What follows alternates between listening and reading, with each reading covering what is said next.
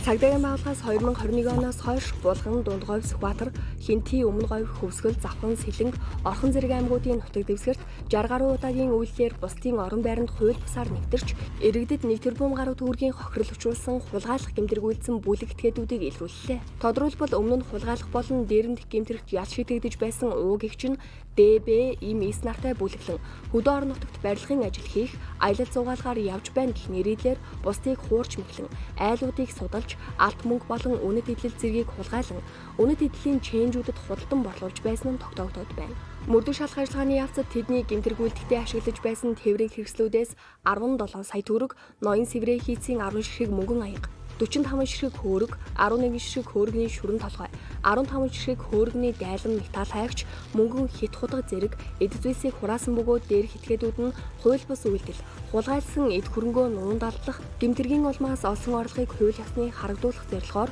Улаанбаатар хотод паб, караоке түрээсэлж, мөнгө угаах гэмтэрг үйлдэх замаар Сонгон найрхан дүүргийн нутаг дэвсгэрт амны орон сууц барьсан, тээврийн хэрэгсэл худалдан авсан, гэр бүлийн гишүүдийг гадаад улс руу явуулахаар виз мэдүүлсэн болох нь тогтоогдож байгаа бөгөөд шалгалтын ажиллагааг үргэлжлүүлж байна.